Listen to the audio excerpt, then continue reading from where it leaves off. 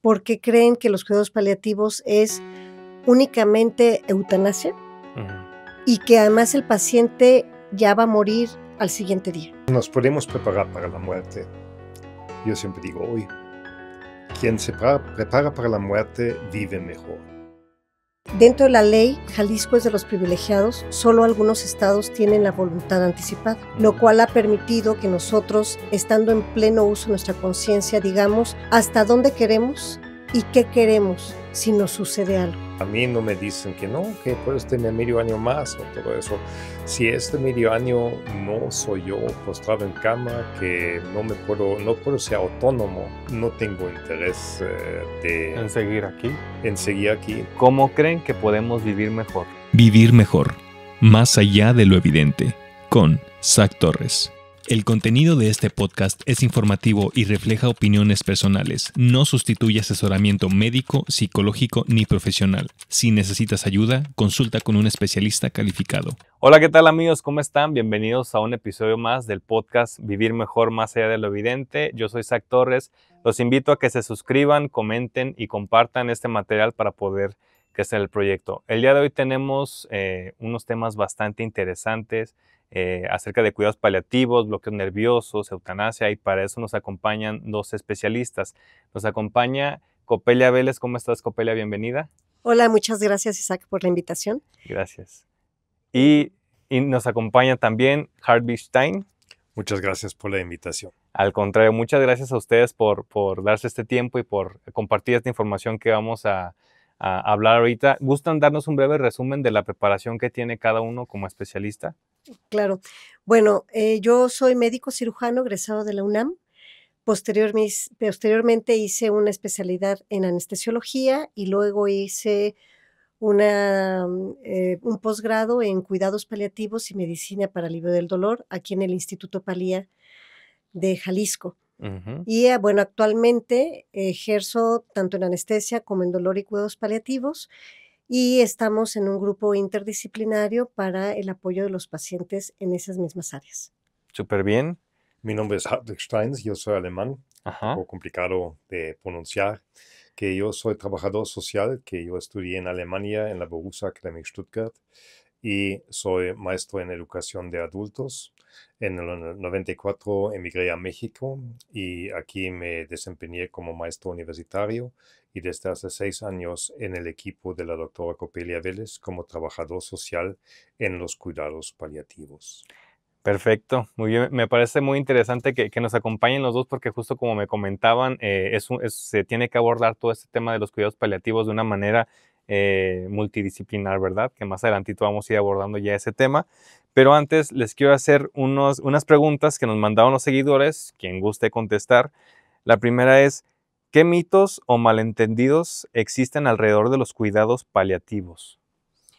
Es una excelente pregunta y creo que los dos tenemos un punto de vista que se complementa. Cuando nos mandan llamar a nosotros como médicos a cuidados paliativos, generalmente la familia está aterrada porque creen que los cuidados paliativos es únicamente eutanasia y que además el paciente ya va a morir al siguiente día. Se ignora mucho con respecto a que los cuidados paliativos es un soporte desde el momento de un diagnóstico de alguna enfermedad que potencialmente es grave o alguna situación clínica que potencialmente es grave. Ejemplo, cuando te diagnostican cáncer, que existe una incertidumbre entre si vas a curar o vas a morir o vas a quedar con secuelas como sobreviviente de cáncer, o bien tienes una enfermedad como una hipertensión arterial, tienes complicaciones de la hipertensión y de repente entras a terapia intensiva. También existe esta incertidumbre de vida o muerte. Entonces, los médicos estamos acostumbrados o nos enseñan en la carrera a que debemos ser los luchadores contra la muerte, ¿no? Casi como serie de televisión de Dragon Slayer, una cosa así. Pero no se nos enseña que parte de la historia natural de la enfermedad, aparte de la curación, existe la posibilidad de muerte y que podemos ser el mejor soporte tanto para la familia como para el enfermo. Entonces, el mito, resumiendo, más grande es que cuidados paliativos solo se da en un paciente que está agónico, que solo está muriendo y que damos eutanasia. Esa es la perspectiva del área médica. Cuando nos podemos preparar para la muerte, yo siempre digo, hoy, quien se prepara para la muerte vive mejor. Que yo tengo hecho mi testamento, yo tengo hecho mi voluntad anticipada. Eso significa si afuera me atrapa un camión y yo quedo inconsciente, mis seres queridos saben cuál es mi voluntad, qué es mi voluntad, qué quiero. Yo quiero vivir como Hartwig Stein. Y si ya no puedo hacer esto, yo quiero morir. Yo quiero que me dejan ir. Y que no me ponen a máquinas, que no me dan alimentación artificial y cosas por el estilo. Y por eso yo tengo preparado esta voluntad anticipada. Entonces, si tú dices, ¿cuándo empiezan los cuidados paliativos? Cuando me preparo para la muerte. Y debo estar preparado para la muerte todos los días. Debo tener mis cosas en orden. Debo perdonar donde debo perdonar. Debo pedir perdón. Debo vivir una buena vida para que no me asuste tanto la muerte. Qué fuerte esto que comentas, pero qué es cierto. O sea, uno nunca sabe cuándo es su último día, ¿no? Y no nos gusta pensar en eso y como que tratamos de evitarlo porque nos asusta o es un tema tabú. Pero completamente de acuerdo. O sea, nadie sabemos cuándo, ni a qué hora, ni cómo nos va a tocar, ¿no? Entonces, me gustó mucho este resumen que hiciste de, pues, realmente estar preparados, digo, a lo mejor a cierta edad, ¿no? Como que uno ya medio lo va viendo, pero realmente, pues, no sabemos cuándo nos va a tocar y sí estoy de acuerdo, mientras más preparados y conscientes estemos de que, pues, va a pasar, creo que podemos planear de mejor forma nuestra vida. A ver, voy a continuar con la siguiente pregunta, que es, ¿qué avances recientes han mejorado la calidad de vida de los pacientes con cuidados paliativos? Desde la perspectiva médica, es que ya podemos contar con los brazos de apoyo interdisciplinario. ¿Por qué? Porque al final la calidad de vida es de un ente biopsicosocial. El médico no logramos cubrir el resto de los aspectos que no sean los biológicos. Nos podemos preparar y tener algunas especialidades y leer, pero al final no somos psicólogos, al final no somos trabajadores sociales. Entonces, el primer avance es que por lo menos en algunas universidades del país, incluyendo la Universidad de Guadalajara y la UNAM, ya tienen la especialidad en las materias de pregrado de cuidados paliativos. Entonces, eso abre el panorama. La otra, el avance que tenemos es con respecto a dispositivos en cuidados en casa. ¿Cómo qué? ¿Cómo voy a administrarle a un paciente un medicamento para control de dolor si ya no tiene venas? Si se la pusieron pero se rompieron esas venas. Y además, ¿tenemos acceso a esos medicamentos? Afortunadamente, dentro del área Latinoamérica, México es líder en toda la disponibilidad y accesibilidad de medicamentos controlados para el control de dolor al final de la vida. Y evidentemente se han desarrollado también nuevos medicamentos que se pueden inyectar, porque ya son pacientes que no degluten, y que eso mejora los síntomas que pueden acompañar. Ejemplo, convulsiones, alucinaciones, ansiedad, dificultad para dormir, depresión y dolor, evidentemente. Eso es una de los grandes avances. Los otros son los dispositivos técnicos, como por ejemplo las camas eléctricas, son más fáciles para los cuidadores, los colchones que se inflan y se desinflan, el tener ya cuidado de heridas, por ejemplo. Eso, bueno, pues no existía, por ejemplo, cuando yo estaba estudiando medicina. No había tanta opción en parches para cuidados de herida. Era algo muy, pues te estoy hablando pues ya de algunos años, no voy a decir cuántos, en que pues era únicamente lavado, gasa y hasta había protocolos con miel de abeja, ¿no? Ahora ya no, ahora ya existen muchos parches de acuerdo al tipo de herida, si está infectada, si no está infectada, si se perdió, si no se perdió, si tiene conejera, etcétera. Entonces, esos son desde mi área biológica los avances que hemos tenido. Ok. Y otra cosa también importante es cómo podemos aterrizar o poner los pies en la tierra del estado del paciente. Cuando nos mandan llamar, por ejemplo, en una paciente de casa, y nos dicen, oye, ¿sabes que tiene un tumor cerebral? Y no sabemos qué medicamentos, o no sabemos si está despierto porque, si no despierta porque no, el tumor cerebral no lo está permitiendo y está aumentando la presión dentro del cerebro.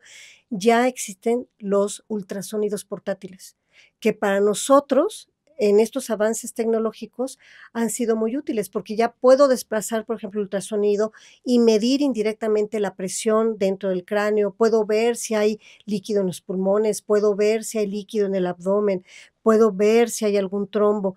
Evidentemente no somos especialistas en radiología, pero tenemos obviamente todas nuestras capacitaciones continuas para obviamente llevar eso a los pacientes. Ya existen electrocardiogramas portátiles, oximetrías, los aparatos de oxígeno. Entonces, bueno, en cuestión biológica y tecnológica, esos son nuestros avances.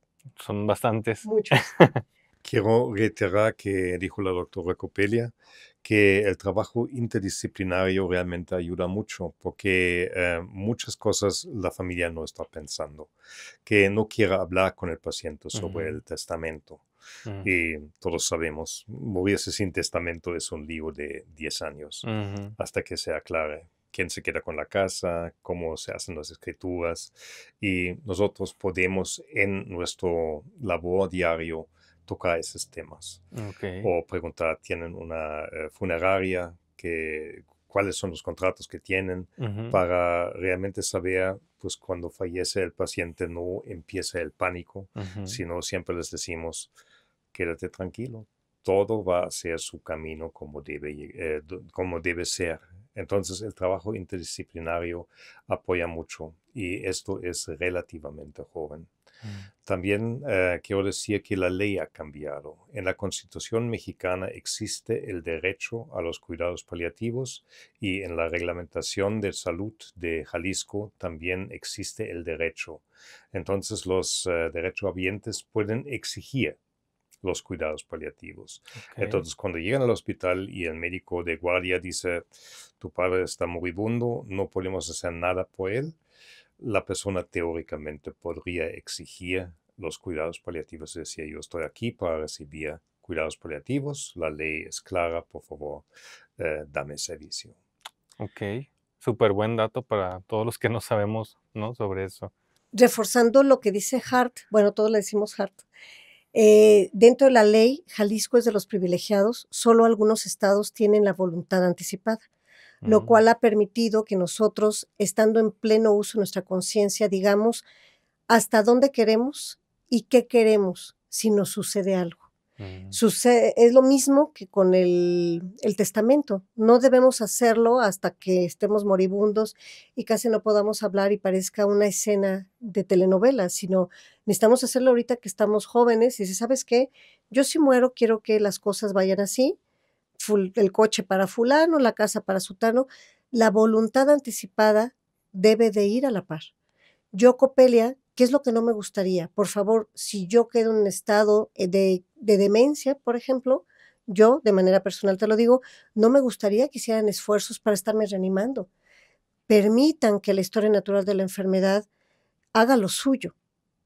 Y entonces empiezan otros tipos de definiciones en cuidados paliativos, que a lo mejor Hart lo explica más bonito, que es precisamente eutanasia, distanasia y ortotanasia.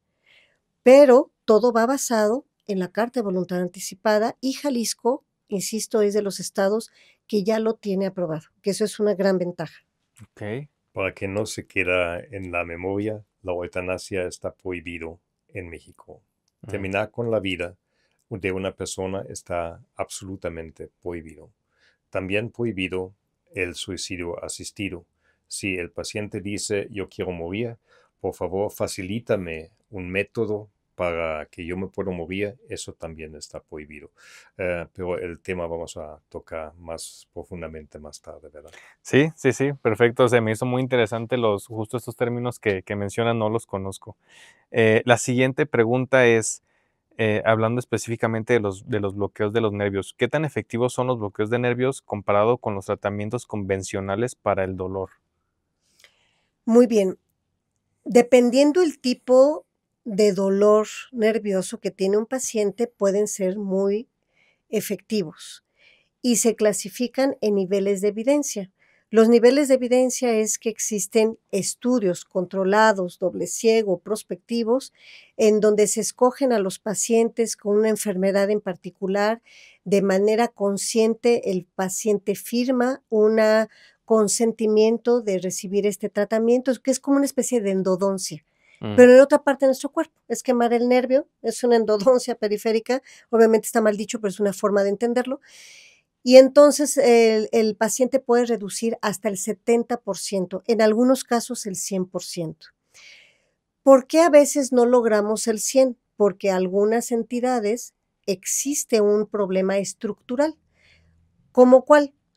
Conforme vamos envejeciendo, se acumula, por ejemplo, como una especie de sarrito, el hueso va creciendo y la salida del nervio de la columna se hace más pequeño.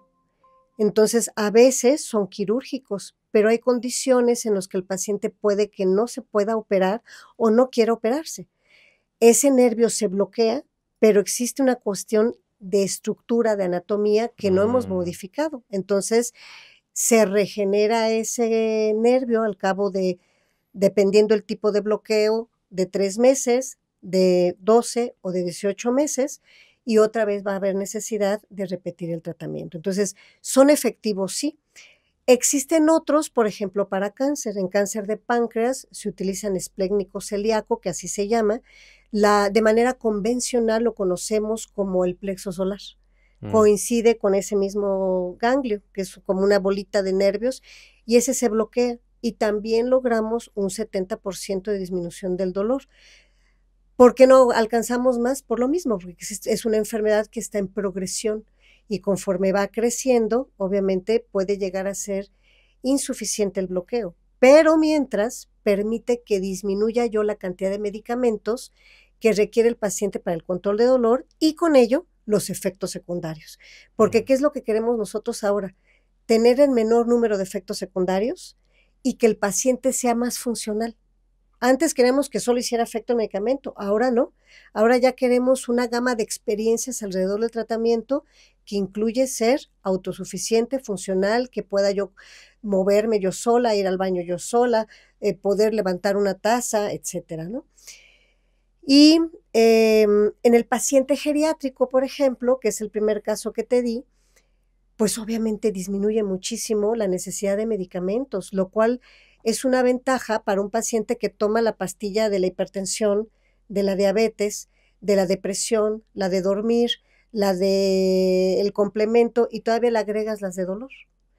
Es posible que lo requiera, pero a menos dosis. Y con eso disminuimos la posibilidad de que los medicamentos se crucen. A eso le llamamos interacción medicamentosa. Okay. Por lo tanto, es muy conveniente. No en todos los tipos de dolor se puede, pero es muy útil. Ok, perfecto. Si pudieras o si pudieran cambiar una sola cosa en la manera en la que el sistema de salud aborda el dolor y el final de la vida, ¿qué sería? Que hay suficientes oficinas gubernamentales, suficientes estaciones donde la gente puede ir e informarse. Y que realmente se distribuye, que sean equipos multidisciplinarios. Es otra cosa cuando, como dijo la doctora antes, cuando la gente ya está en los últimos 5 días de su vida con mucho dolor, nada resuelto en sus asuntos sociales, es muy difícil actuar. Que debe distribuirse, que los cuidados paliativos deben estar muy temprano en la enfermedad del paciente, de la paciente. Y mayor distribución y también mayor disponibilidad de personas, de profesionistas que son profesionistas, que tienen alguna formación en cuidados paliativos y muy importante que sepan trabajar en un equipo multidisciplinario.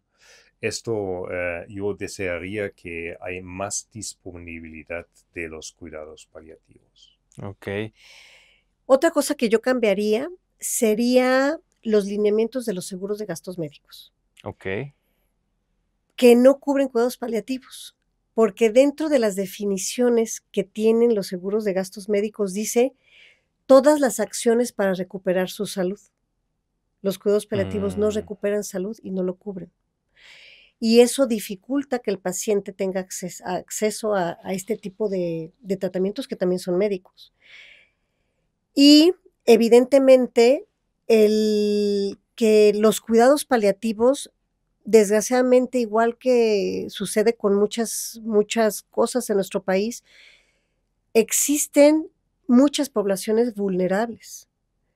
Simplemente vete a Chapala y ¿cuántos paliativistas hay? Ya no digamos un equipo interdisciplinario, un médico paliativista. Y esas poblaciones al final son vulnerables. ¿Qué pasa también con nuestras poblaciones indígenas? Uno de nuestros maestros, cuando se jubila, se va precisamente al estado de Oaxaca. No hay acceso a muchas poblaciones. Entonces, ¿qué cambiaría? El poder capacitar a más personas en cuidados paliativos, que se reforzara por lo menos lo básico en el pregrado, porque todos los médicos que quieran ser médicos tengan una materia más extensa que medio semestre o que un semestre, que sea parte de la formación continua en la licenciatura. Y no nada más en medicina, sino también en las otras áreas que al final van a apoyar. Y desgraciadamente, la situación de seguridad de nuestro país, lo poco con lo que podríamos nosotros apoyarnos, porque en algún momento yo me apoyé con el pasante de medicina del pueblito, pues ya no hay pasantes de medicina porque nadie se quiere ir a los pueblitos porque de repente los matan y los desaparecen, ¿no? Entonces ya ni siquiera tenemos ese apoyo de manera indirecta con otro profesional de la salud que nos pueda ayudar y a brindar esos cuidados paliativos. Todo eso cambiaríamos, pero cuesta todavía mucho. Y obviamente, a pesar de que seguimos siendo, como dije al principio, el país que más opioides tiene, el hecho de que la trazabilidad, es decir, el movimiento de los opioides de manera legal y reglamentaria no sea tan fácil, dificulta que el paciente pueda morir sin dolor. Muchos de nuestros pacientes que al final regresan a sus poblados porque quieren morir en su pueblo, pues se llevan el medicamento y a veces ya no les alcanzó.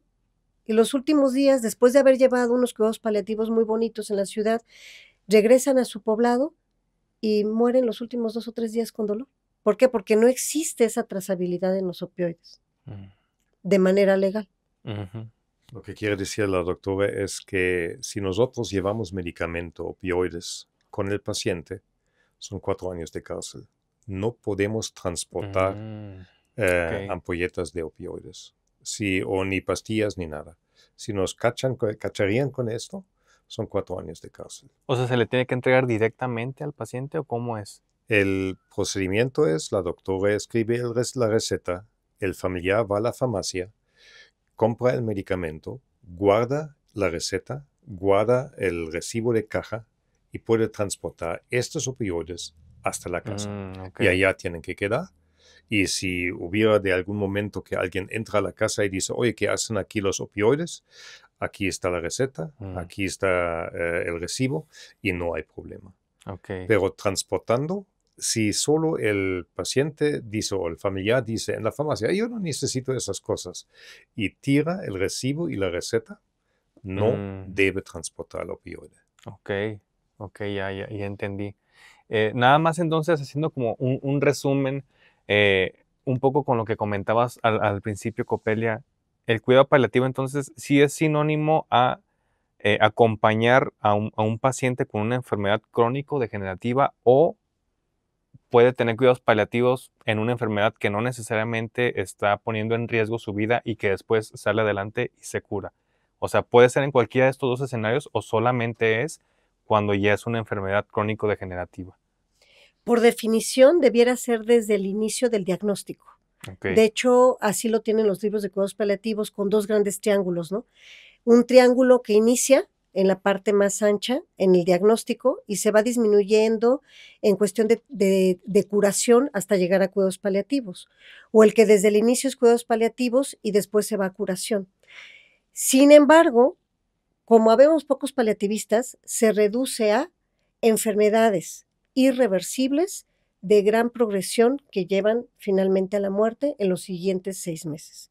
Ok, entonces digamos, por lo general, sí son pacientes que en menos de un año ya no están aquí con nosotros. Así es. Es acompañarlos en ese proceso para que sea con menos dolor y de alguna forma tenga una muerte más digna, más humana tal vez.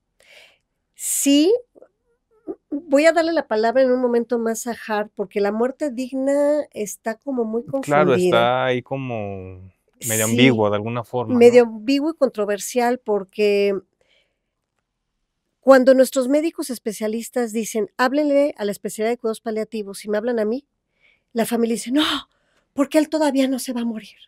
Él todavía no está moribundo. Pero por el otro lado está el discurso de quiero la eutanasia. Entonces, a ver, ¿quieres la muerte? ¿La aceptas o no la aceptas o no sabes cómo aceptarla?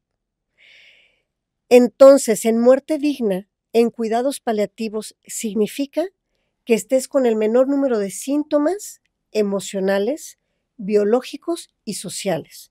Y en sociales te voy a poner un ejemplo. Atiendes a un paciente con una insuficiencia hepática grave, que apenas si está a punto de perder la conciencia, todavía te contesta coherente, todavía no le pones medicamentos y le dices, ¿qué te hace falta aparte del control de dolor? Y de manera directa les decimos, ¿ya hiciste tu testamento? No, es que no lo he hecho. Eso me angustia porque si yo me muero, en la casa por la que luché toda mi vida se va a quedar intestada. Entonces entra trabajo social y dice, ok, vamos organizando la cuestión del testamento. Se hace el testamento y a los 2 días muere el paciente. ¿Pero por qué? Porque le ayudaste al bien morir. Sabe que ya no deja bailando a la familia. O hay otro ejemplo, que ese nos daba mucha risa a Har y a mí.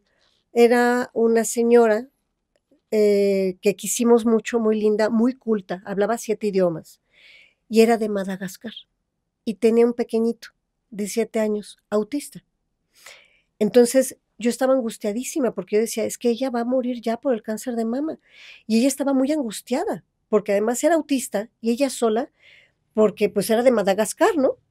Y entonces, bueno, oye, Hart, apenas empezábamos a integrar el equipo interdisciplinario y obviamente en mi ignorancia como médico le decía, bueno, Hart, pues vamos a pagarte el avión y te llevas al chiquito con la abuelita y ya nos imaginamos a Hart con el niñito despidiendo en el aeropuerto, como en ¿no? película. Como en película, que ahorita él te dice cómo se cerró la película, y finalmente se resuelve el problema. Y la dignidad, la muerte digna de esta paciente no fue el dolor lo tenía yo controlado, pero la ansiedad que tenía ella por el niño autista que dejaba solo, sin familia, esa es también una muerte digna, porque tienes ese pendiente. Claro. Que realmente nos reímos mucho porque es muy triste trabajar en los cuidados paliativos, pero también hay momentos de esperanza. Y este fue un momento de esperanza que yo me acerqué y la señora vivió aquí, el niño había nacido aquí, el padre del niño vivía aquí. Y solo estaba contactar al padre del niño y el padre dijo, por supuesto me hago responsable si su madre falta. Él estaba atendido en un centro del DIF para el autismo y también llegó el jefe de este departamento y dijo que no se preocupen, nosotros nos encargamos, no está desamparado el niño, y con esto se resolvió el asunto. Quería puntualizar algo sobre la muerte digna.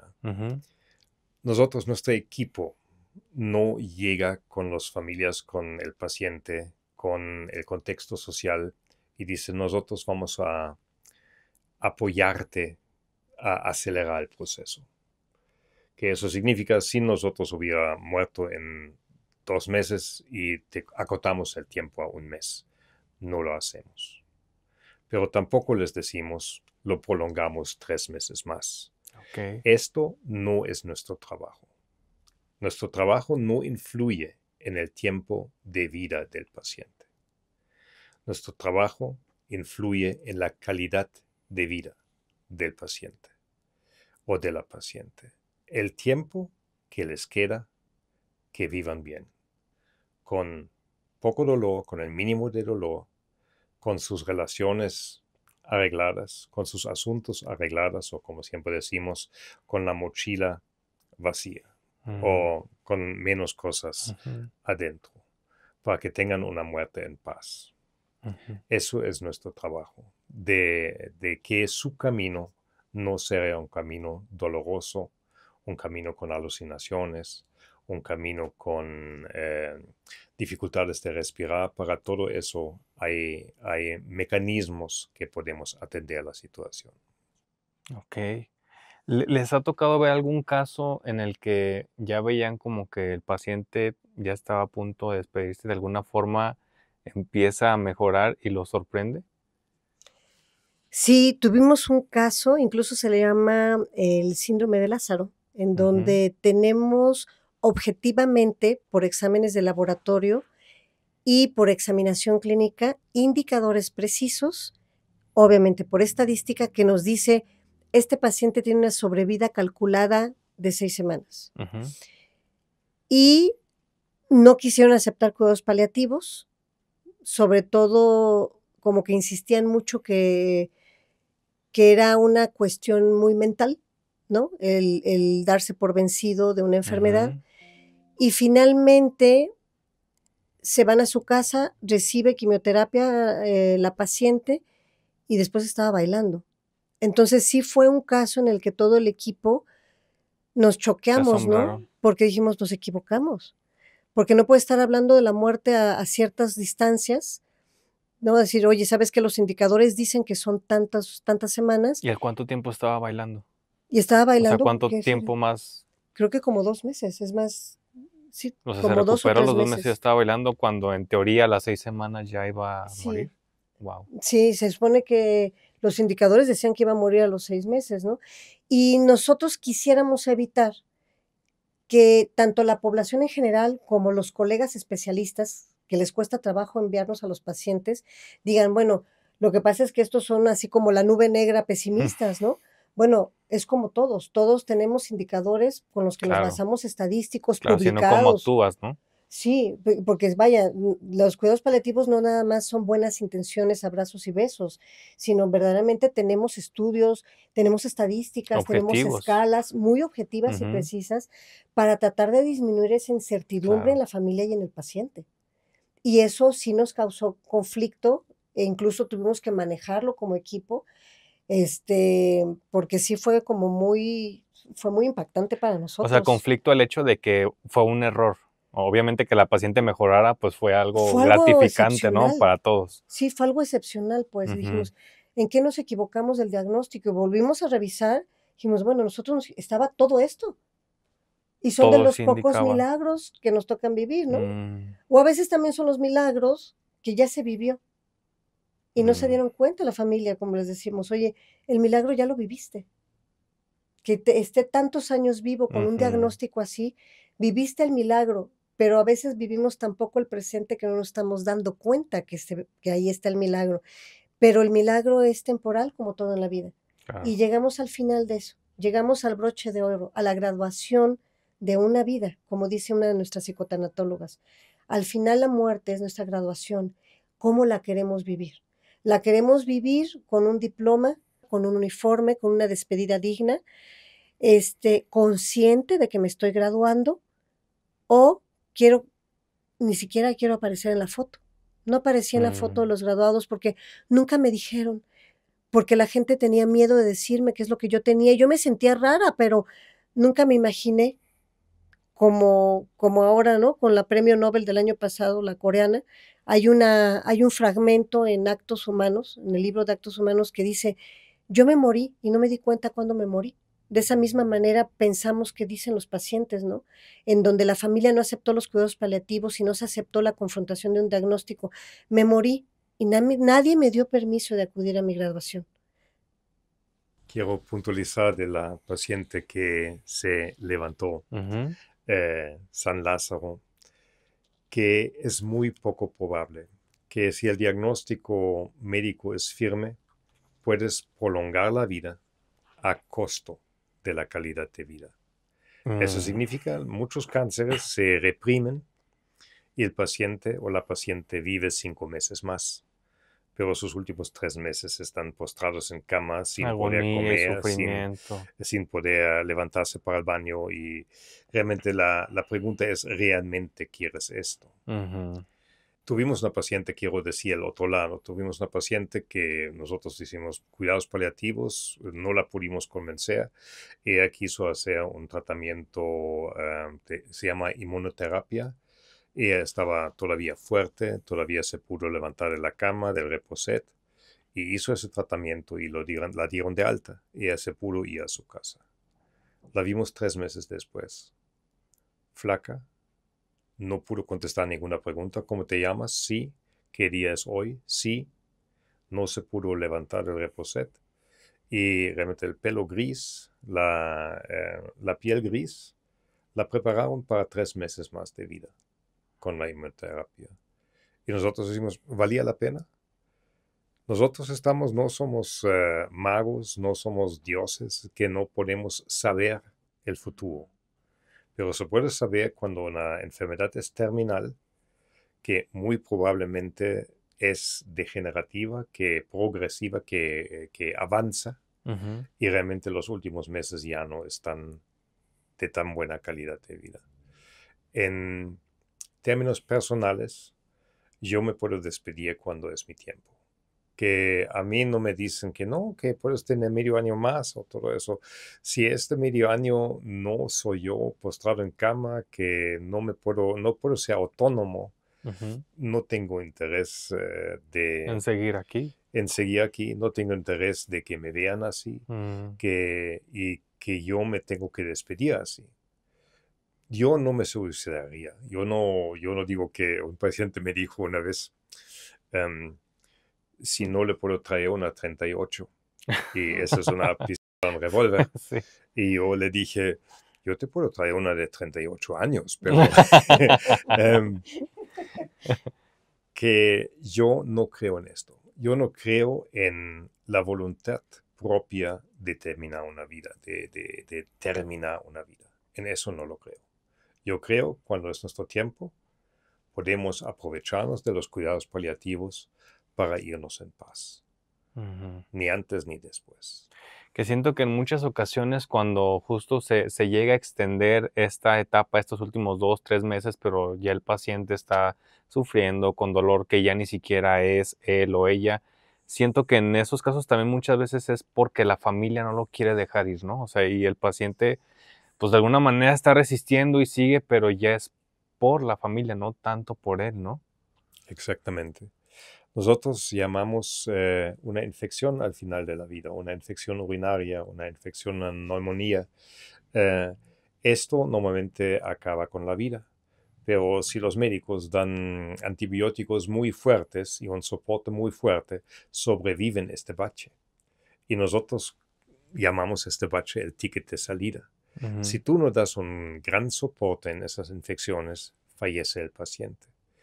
Y esto es legal. Es legal decir, pues el paciente está terminal, realmente le doy un soporte mínimo y vamos a ver qué pasa. Eso es legal y eso es humanamente responsable.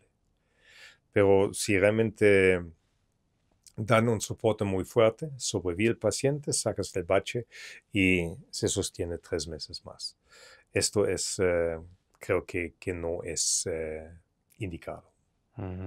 Sí, aquí es donde quizá entra lo de las definiciones, lo que es distanasia, ortotanasia y eutanasia. Okay. Y vamos a ponerlo con ejemplos para que nos quede muy claro.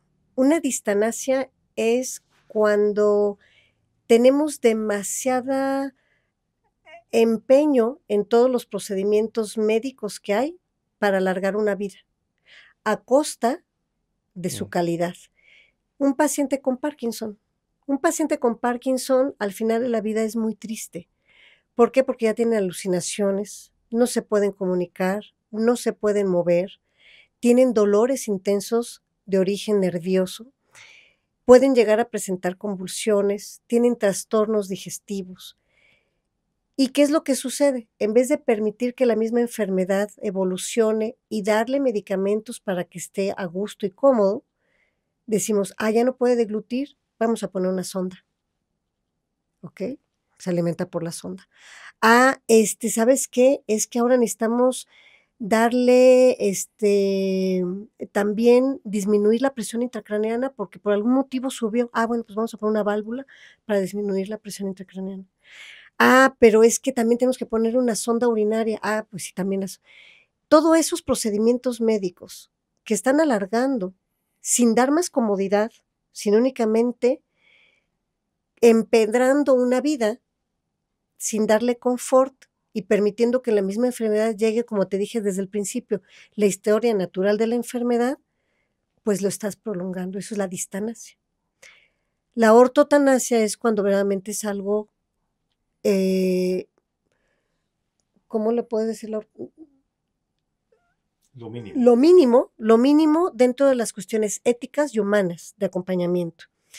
Y entonces están los cuidados paliativos. Y dices, mira, este paciente está convulsionando y tiene dolor, pero además tiene mucho sufrimiento emocional.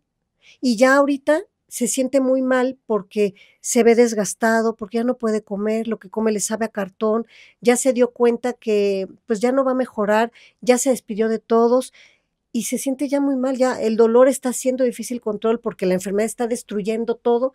Oye, por favor, ya me siento muy mal. Entonces entra lo que le llaman sedación paliativa, que no es la eutanasia.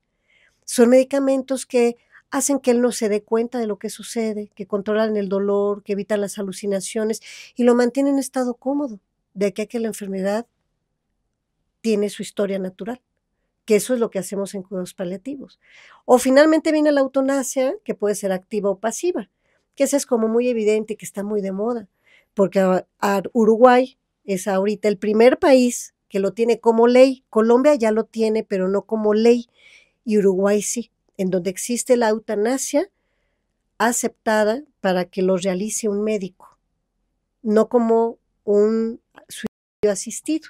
La diferencia es, el médico pone el medicamento o te dice cómo lo haces y tú pones en el momento que tú quieras, ¿no? Sin embargo, todos los estudios clínicos en cuidados paliativos dicen que los pacientes que reciben cuidados paliativos en este equipo interdisciplinario dicen, no, yo lo que no quería era sufrir. Eso es lo que yo no quería, por eso quería la eutanasia. Pero yo no sabía que existía la sedación, pero yo no sabía que me va a haber alguien que me va a ayudar con el testamento, pero yo no sabía que existe una psicotanatóloga, no tanatóloga, psicóloga con la especialidad en tanatología, más un máster, que además le está dando el soporte porque cada uno de mis hijos está procesando diferente mi muerte. Yo no sabía que esto existía. Yo le tenía miedo a esto y por eso yo pedía la eutanasia, porque era la mejor forma de decir, ok, ya, que termine. Entonces, cuando reciben estos soportes, dicen, qué bueno que existe, qué bueno que lo recibió. Y nosotros lo hemos visto. Cuando el paciente al final fallece y recibió los cuidados paliativos de manera integral, de manera constante, honesta, amorosa, el paciente se va tan tranquilo y la familia se queda tan tranquila y nos satisface tanto el que nos sintamos parte de esa alma, de esa familia. Cada familia tiene un alma de un color diferente y así yo lo siento, yo hablo por mí, pero me siento unida a esa familia y se siente tan bonito decir, bueno, pude ayudar y se fue tranquilo. Y aparte se fue cuando él quiso, ¿no? Porque muchas veces eso también sucede, ¿no? Que tú dices, bueno, yo creo que ya en cualquier momento va a fallecer, que se vengan todos. Ya vienen todos, el de Canadá, el de Londres. Y de repente, en el momento en que dicen, oigan, vamos a partir la rosca, y se salen todos, en ese momento dice el Señor, muy bien, muchas gracias, ya los vi a todos, bye. No quiero sacar mono, ya me voy. Yo no quiero mono, ¿no? Y se va. Él decidió, pero ya se dio cuenta que no estaba solo él y que su familia no estaba sola, porque muchas veces el paciente quiere ser buen paciente y quiere demostrarle a la familia que él no se rindió. Y a veces por eso acceden a diferente tipo de terapéuticas obsesivas. Quiero que te des cuenta, muero no porque te quiera abandonar, muero porque no puedo y porque sigo siendo humano. Quiero puntualizar algo sobre la eutanasia.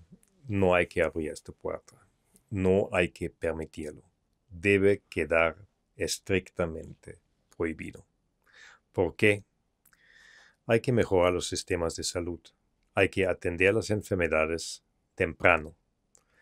Hay que seguir con los tratamientos de cáncer y con el reconocimiento del cáncer a temprana fase de la enfermedad. Hay que ofrecer cuidados paliativos. Hay que evitar que la gente sufra. Porque una vez permitido la eutanasia, ¿dónde paramos?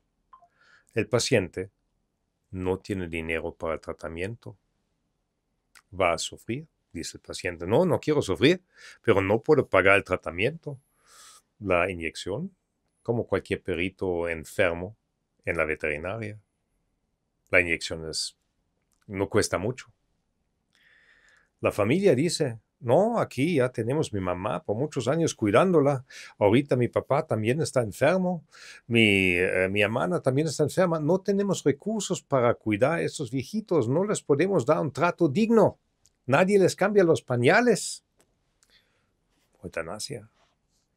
Que el pensamiento, una vez que se alimenta con la opción de que nosotros tenemos el derecho de terminar la vida, los criterios van creciendo.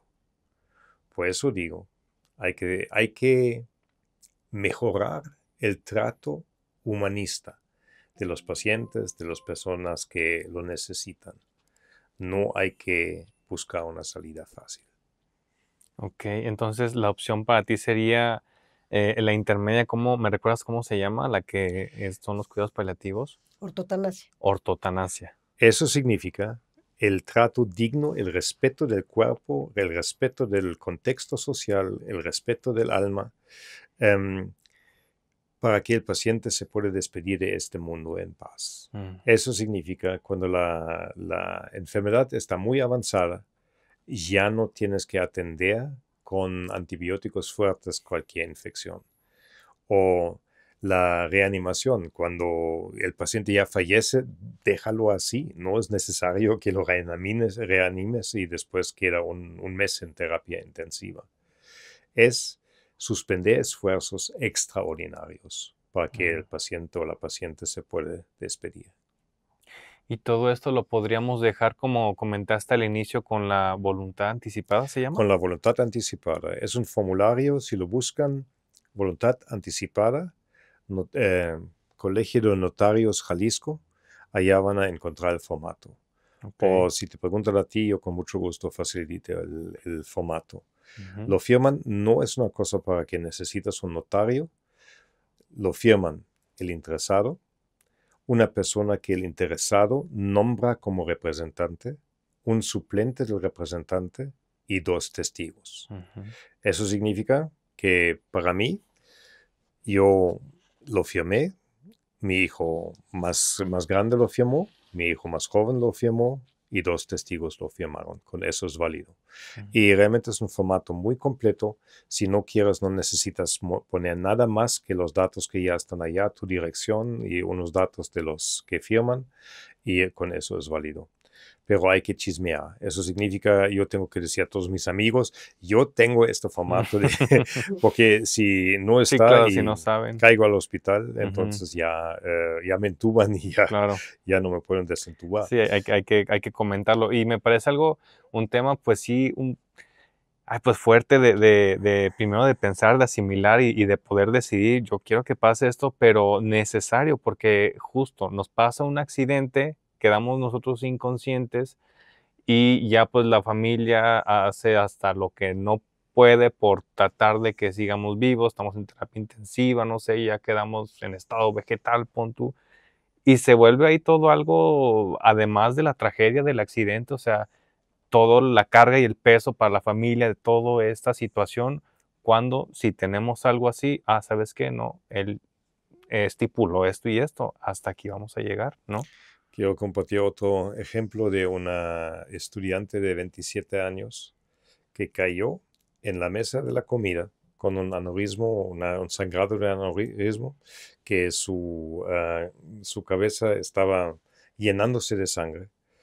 Y la llevaron al hospital, a un buen hospital, y allá estaba reunido la familia.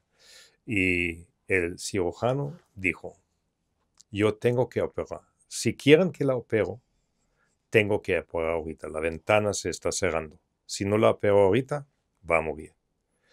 Pero te garantizo, si la opero, va a necesitar enfermera 24 horas, 7 horas a la semana, el resto de su vida. No va a poder ir al baño, no va a poder comer sola y todo eso. Y fuimos con la familia y de una forma muy suave, pero claro, tratamos de comunicar ese escenario. Le decía, mira, se puede hacer algo, puede vivir, pero en esas condiciones. La familia dijo, ella no hubiera querido esto. Y dijo al cirujano, así, y falleció el mismo día. Pero eso es gracias a que la joven comunicó con sus padres su voluntad, qué tipo de vida quiere vivir y qué tipo de vida no quiere vivir. Y esto es muy importante. Muchas veces, en la esperanza de un milagro, la gente, no, intenta todo para que viva, no la quiero perder. Y al fin de cuentas, es una vida con mucho sufrimiento. Sí, son 3, 5 años de cuidados, de pesadez, de ya la familia se desgasta, ya no tienen su vida, o sea, la calidad de vida de todos se permea, ¿no? Y empeora. Sí. Bueno, únicamente subrayando las opciones en cuidados paliativos. Si México pudiera tener hospice, que sería otra de las cosas que añadiría en esa pregunta inicial, es que fuéramos los pioneros en tener hospice reglamentados, ¿Qué es hospice? Que es un híbrido entre un hospital y una casa. Actualmente, si yo quisiera poner un hospice, que es un lugar en donde parece un asilo, pero es solo para pacientes terminales, donde se pueden administrar medicamentos, donde se permite que estén los familiares, que tenga cierta privacidad, porque es una situación muy íntima, que esté limpio, etcétera. No existe una licencia sanitaria para poner un hospice. O sea, no puedes poner... No puedes poner un hospice. Entonces tienes que sacar una licencia que diga un hospital sin actos quirúrgicos, pero no es un hospital, es un hospice. Entonces, dentro de los fundadores en cuidados paliativos, como Elizabeth Kubler-Ross, que escribió precisamente La Rueda de la Vida y se considera como una de las madres en la elaboración de duelo, es la que definió ella como psiquiatra cuáles son las fases de duelo, ella dijo, estos hospices son una maravilla. ¿Por qué? Porque no le cargan la cuestión física de trabajo, de cambiar un paciente, de aprender a inyectar, de aprender a cambiar esto, aprender a mover a un paciente. Eso se lo delegan al hospice, pero yo estoy únicamente con la parte importante, que es la cuestión emocional. Y hasta este momento todavía no existe. Que hace rato que comentabas de esta paciente que comentaban que era algo más mental y que decidió no tomarlo y que mejoró. ¿Qué tanto ven ustedes que influye este aspecto mental en los pacientes en este proceso? O sea, cuando es un paciente con una mentalidad, pues no sé si pesimista se podría llamar, pero digamos como pues ya muy negativo, o cuando son muy positivos, aunque saben que ya pues van de salida de alguna forma, pero que están un poco más optimistas y como con buena actitud. ¿Qué escenario ven en uno y en otro? Es una excelente pregunta. Ya existen estudios con resonancia magnética funcional en donde se ve cuáles son las partes del cerebro que se activan en pacientes optimistas y en el paciente con catastroficidad, así se le llama. Incluso nosotros en anestesia tenemos una escala de catastroficidad, ese paciente de que no, es que lo mío es muy raro, no, es que nadie sabe qué tengo. Y sí me iré a mejorar después de la cirugía. Esos pacientes tienen más dolor que el paciente que dice, por Dios, qué bueno que ya encontraron qué es y ya me van a operar, porque ya tengo el viaje programado para noviembre. Y son diferentes zonas del cerebro las que se activan y con ello diferentes vías y diferentes sustancias que finalmente regulan nuestro cuerpo. Y debemos evitar el confundir ser optimista a ser realista. Un paciente que es realista dice, ok, pues ya me voy a morir, entonces voy a aprovechar este momento. Y voy a aprovechar para hacer mi testamento, voy a aprovechar para poder hablar con mi hijo que está en la cárcel, que hemos tenido pacientes así. Quiero reconciliarme también con mi esposa, quiero pedirle perdón, quiero darle gracias. Entonces, ese optimismo de decir, bueno, ya estoy en esta situación, ¿cómo le puedo sacar el mejor provecho posible?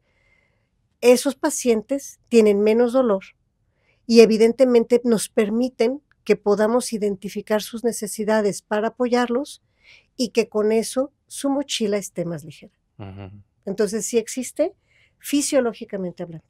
No porque el poder de la mente sea mayor, sino que es una respuesta endocrina y de sustancias químicas que están activas en ese cuerpo.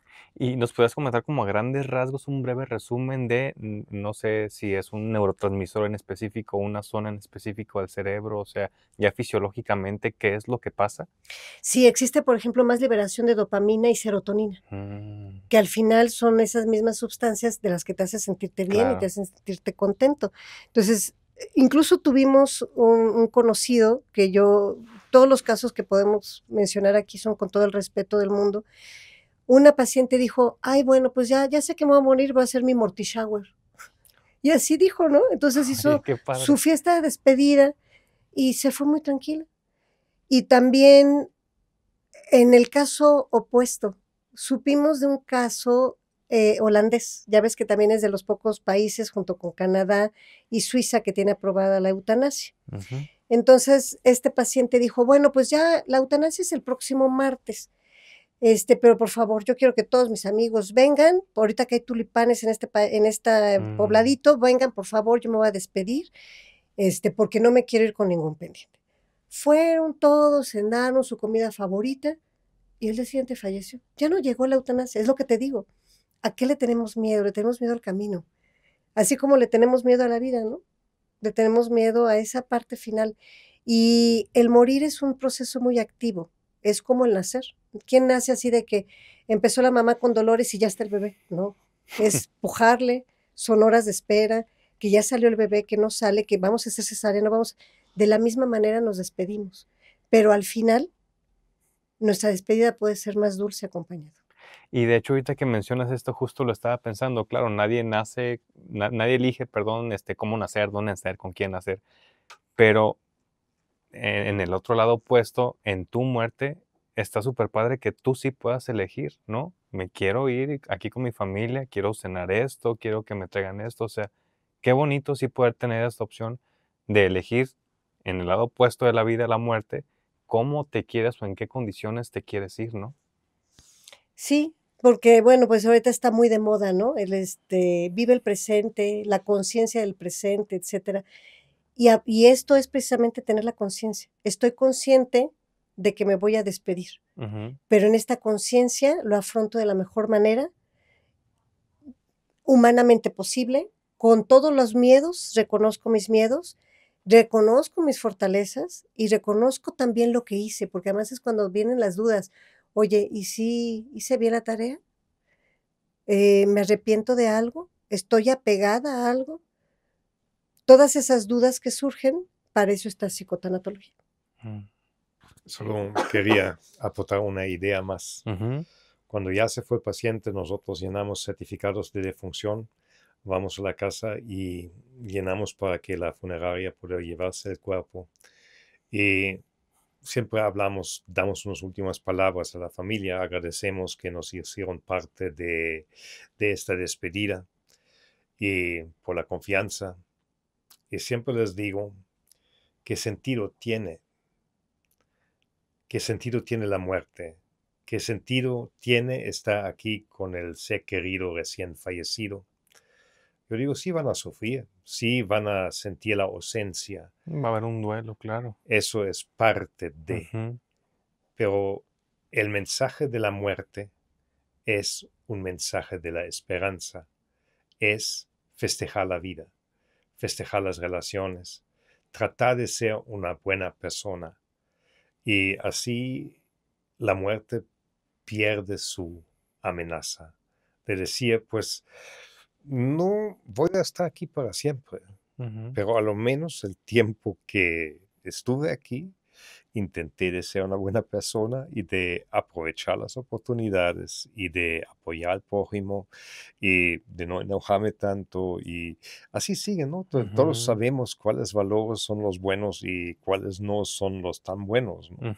Que pelearse todo el tiempo, ser mentiroso, robar dinero o algo así, ¿no? Que hay que intentar de ser una buena persona y convivir de una forma positiva con los demás.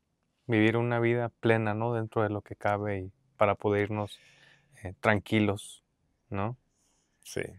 ¿Y qué son de las cosas más difíciles que les ha tocado hasta ahorita en este camino?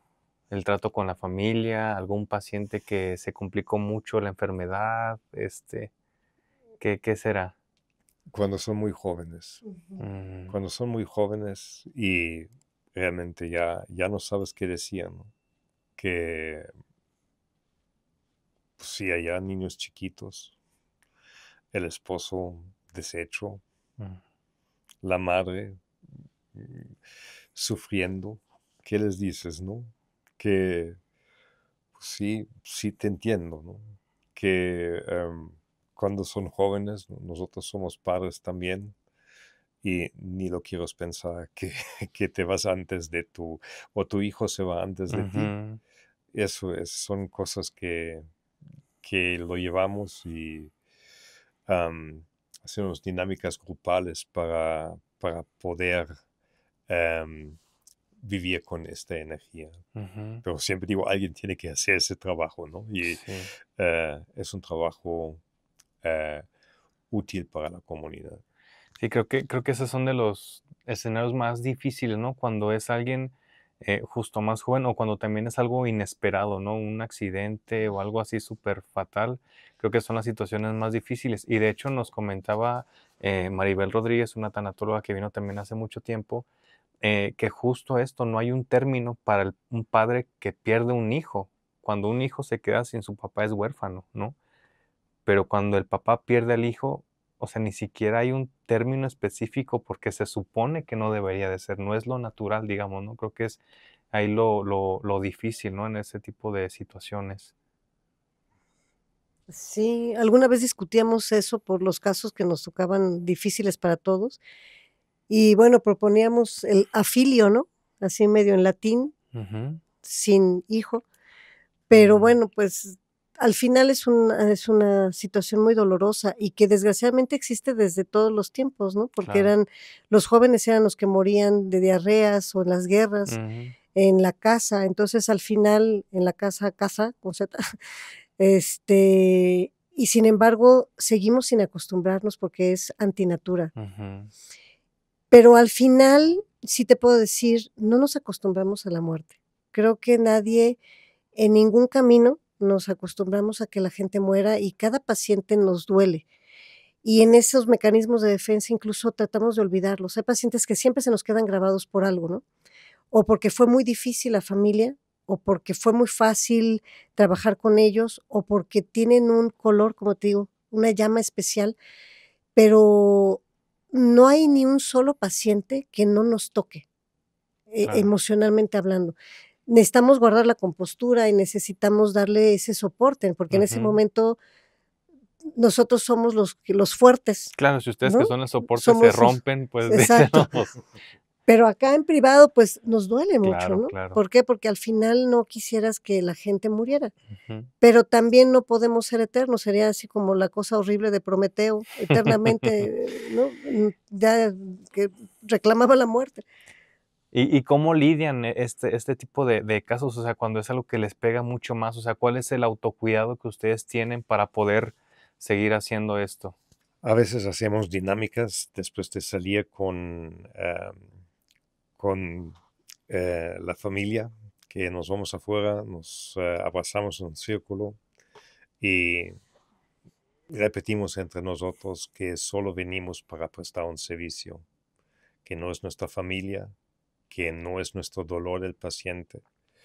Nosotros solo venimos para prestar un servicio y queremos ir de aquí libre de esta vibra, que queremos regresar a nuestros entornos. Ese es uno. Y el segundo, que estamos viendo la serie SWAT que en Netflix. ¿Por qué nos gusta tanto? Porque nosotros no somos SWAT, pero el cuidado que tenemos dentro del equipo es parecido, Mm, que no permitimos el sufrimiento más allá de uno de nuestros miembros. Si vemos que alguien tiene problemas privados, si tiene alguna dificultad, allá estamos. Aquí eso no solo es tu equipo de trabajo, eso es tu familia. Eso significa, si tú necesitas algo aquí, aquí estamos, unos para los otros. Y eso también apoya mucho. En tu caso, Copele, ¿hay algo en tu vida diaria que hagas, no sé, de repente meditar o algo de ejercicio, o algún ritual? Sí, fíjate que en alguna ocasión, dentro de una especialidad en psicoanálisis que hice, nos hicieron la pregunta, ¿tú quién eres? Entonces contestó, siempre hay gente más valiente que uno, ¿no? Y dijo, no, pues yo soy la doctora fulana. No, a ver, quítate Nombre el y doctora, profesión. ¿no? Bueno, soy fulana. Ok, quítate el nombre, ¿qué eres? Y eso me hizo recapacitar que somos más que lo que ejercemos el diario, ¿no? Claro. Somos la amiga, somos la mamá, somos la pareja, somos la doctora, somos la desconocida, somos la amiga que de repente coincidió en una fiesta. Entonces, es importante que yo individualmente diga, a ver, a mí qué me gusta. Si yo dejo de ser médico, ¿qué más puedo hacer? A mí me gusta, por ejemplo, mucho la bicicleta fija. Entonces estoy en una plataforma fija y procuro todos los días hacer mi ejercicio. Me gusta leer, entonces tengo un círculo de lector que terminó siendo una línea recta porque solo somos dos, entonces del círculo quedó uno, somos dos. Me gusta ver a mis hijos, me gusta ver a mis padres, les hablo todos los días porque no viven aquí. Me gusta el arte, entonces también veo en el Instagram, porque también me gusta estar comunicada, sigo personas que hablan del arte, de los colores, de la música. Me gusta estar con mi pareja y disfruto estar con mi pareja de tomarme solo un café y estar ahí viendo la tele. Me gusta viajar, entonces soy algo más. Si algún día dejo de ser médico, soy la que le gusta el arte amateur, soy la que le gusta hacer ejercicio, soy la que también cocina rico, bueno, creo que cocino rico. Entonces, bueno, en alguna ocasión ponían el ejemplo, ¿no? Que para tener un equilibrio, dándole como en negritas el título de tu programa, ¿cómo puedo lograr ese bienestar total? Bueno, pues haz unas líneas, así como el XY, pero con más líneas. Y pon un número del centro hacia arriba, ¿qué tanto le dedicas a cada una de las cosas, no? ¿Qué tanto le dedicas a la profesión, al trabajo, al hobby, al deporte, al amor, a los hijos? Al final, une todos esos puntos. Si tú logras hacer una rueda perfecta y la echas a andar, quiere decir que estás equilibrado. Pero si es un diamante que solo está hacia el trabajo o solo está hacia una situación, de todo eso que tú pusiste, hace falta el equilibrio. Entonces, bueno, creo que ese es mi mensaje final de mi parte. ¿Qué ejercicio tan interesante, lo voy a hacer. Bueno, muchísimas gracias a los dos de nuevo por haber estado aquí. Ya para ir cerrando, me gustaría preguntarles, ¿cómo creen que podemos vivir mejor? Yo creo que es importante de vivir desde adentro, que muchas cosas que queremos lograr, que buscamos son afuera, posesiones materiales, reconocimiento de los demás, está en el trend, ¿no? Que bonita ropa, que ojalá que todos vieran que me corté el pelo o algo así, que yo creo que es importante vivir desde adentro, estar tranquilo, respirar tranquilo, no estresarse, tener sus proyectos y tratar de cumplirlos, ¿no? Que hacer deporte, comer sanamente, envolverse en relaciones significativas. Mucha gente hoy día se siente solo, son solitarios, pero yo siempre digo, a cierto grado es una voluntad, porque la gente está allá. Si no te puedes acercar o no te quieres acercar es otra cosa, ¿no? Que las relaciones hoy son algo superficiales y siempre digo, hay que tratar de regalar sonrisas. Aquí en México es más fácil, ¿no? Hablar con la cajera en el supermercado, echarte un pequeño chisme con el chofer del Didi o algo así. Yo creo que hay que envolverse, hay que tratar de ser una persona social. Pues eso es mi idea. Perfecto. Bueno, y mi idea es, procura hacer actos que no te lastimen en tu integridad, en tu salud y obviamente en tu salud mental también. Si lo que tú haces todos los días no te lastima eso, a cualquiera de los 3 niveles, ¿no? Espiritual, físico, mental, entonces vas por buen camino, porque una vejez sana se construye desde este momento. Sí, completamente de acuerdo. ¿Cómo los pueden encontrar en redes sociales o si los quisieran contactar, a dónde puede ser? De mi parte estoy como doctora-Copelia Vélez en Instagram, y así aparezco en Facebook. Y bueno, pues mi correo es copeliavelez@hotmail.com, con doble P. Ok. A mí me pueden encontrar en Facebook, la de los viejos, la plataforma de los viejos, con mi nombre, Hartwig Stein. Y si me escriben algo en Facebook, yo los contesto. También me pueden buscar en internet. Hay varios Hartwig Stein, pero solo uno que vive en México, entonces sí me van a encontrar. Ok. De todos modos, por acá abajo en el video, en la descripción, vamos a dejar los links por si los quieren contactar. De nuevo, muchísimas gracias a los dos por haber estado acá. Muchas gracias a ti. Muchas gracias por la invitación y felicidades por el espacio, por el esfuerzo. Gracias. Muchas gracias a los dos. Y gracias amigos por vernos o escuchar este episodio y nos vemos o nos escuchamos en el siguiente. Gracias.